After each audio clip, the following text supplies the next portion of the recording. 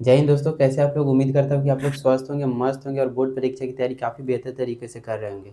तो दोस्तों हमारे पास एक क्वेश्चन है त्रिकोणमिति का, बहुत ही मोस्ट इंपॉर्टेंट क्वेश्चन है। ऐसा इसलिए कर रहा हूँ क्योंकि ये 4 बार क्वेश्चन पूछ चुका हुआ है। आप लोग खुद ही देख सकते हैं, 2018 में पूछा हुआ है, 2020 में है, 2021 में है, 2023 में पूछा हुआ है और 2024 में, 2025 में नहीं पूछा हुआ है।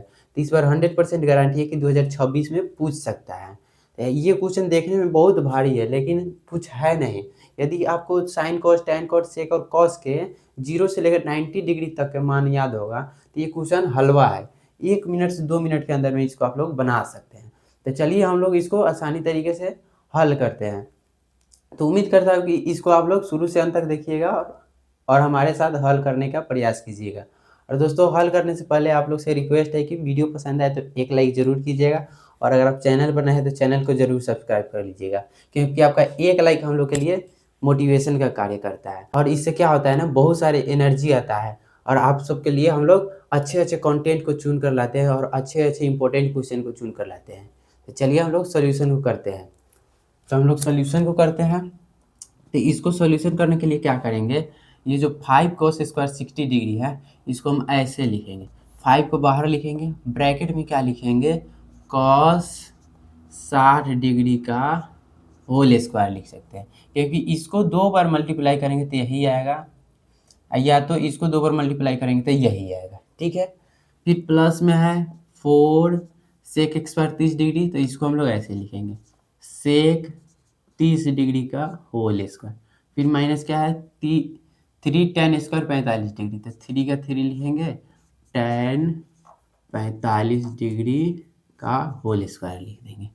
और उसके बाद क्या है, डिवाइड में है sine square 30 degree plus cos square 30 degree. इसको हम लोग चेंज नहीं करेंगे क्योंकि हम लोग यहाँ से कुछ कंक्लूजन निकालने वाले हैं। ठीक है, तो चलिए इसको हम लोग आगे देखते हैं। तो 5 है तो 5 लिखेंगे और यहाँ पे क्या करना है, कॉस 60 डिग्री का मान को पुट करना है।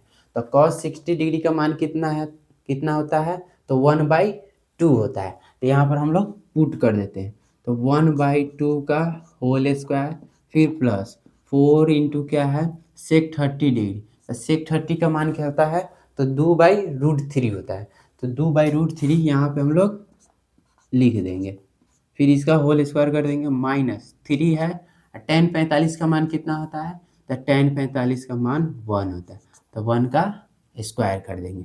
अब यहाँ देखिए, यहाँ पर sine square theta plus cos square theta, इसके फॉर्मूला में बैठ रहा है कि नहीं, sine square theta plus cos square theta equal to क्या होता है, 1।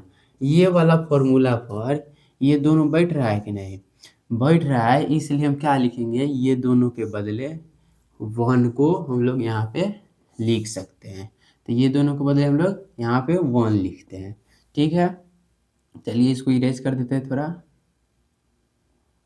इतना हो गया। अब आगे क्या करेंगे, अब यहाँ पर जो लिखा हुआ है 5 × 1/2 का होल स्क्वायर, तो 1/2 को यदि 2 बार मल्टीप्लाई करते हैं तो क्या आ जाएगा, 1/4 होगा।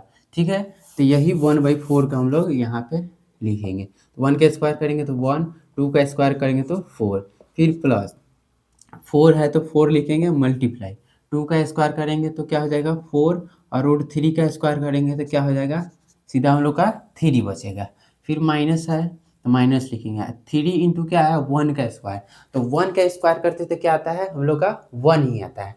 तो 3 इंटू 1 क्या हो जाएगा, 3 आ जाएगा। यहाँ पे 1 है तो 1 को हम लोग लिख सकते हैं या नहीं भी लिख सकते हैं, क्योंकि 1 से इसको डिवाइड करने के बाद वही आएगा, यानी कि फिर से वही हम लोग का संख्या आ जाएगा। तो चलिए यहाँ तक तो लिख देते हैं, आगे हम लोग इसको हाइड कर देंगे। इतना होने के बाद क्या करेंगे, ये सबको हम लोग कैलकुलेट करेंगे। तो यहाँ देखिए 5 इंटू 1 करेंगे तो क्या हो जाएगा, 5/4 प्लस 4 जा कितना हो जाएगा, 16/3 माइनस का 3। अब इस 1 को हम लोग छोड़ देते हैं, इतना ही पर छोड़ देते हैं। अब इसका हम लोग क्या करते हैं सोल्यूशन, तो देखिए यहाँ पर 3 के नीचे 1 लिख सकते हैं, 1 लिख सकते हैं क्योंकि 1 से डिवाइड करेंगे 3 को तो 3 ही आएगा। ठीक है, अभी इतना तक तो हम लोग करिए लेंगे, इतना आया गया तो हम लोग 100% इसका मान निकाल सकते हैं। तो चलिए इसको भी निकाल ही लेते हैं हम लोग। तब इसको निकालने के लिए क्या करेंगे, 4, 3 और 1 का एलसीएम लेंगे। तो 4, 3, 1 का एलसीएम क्या हो जाएगा, इसका एलसीएम 12 होगा, क्योंकि इसका एलसीएम निकालते हैं 4, 3, 1 का, तो ये किसी भी संख्या से नहीं कटेगा, यानी कि स्वयं से ये सब संख्या क्या है, कटने वाला है। इसलिए क्या करते हैं, इसका हम लोग मल्टीप्लाई कर देते हैं, 4 × 3 × 1, तो 4 3 12 × 1 क्या हो जाएगा, 12 होगा। इसलिए इसका एलसीएम कितना आया, 12।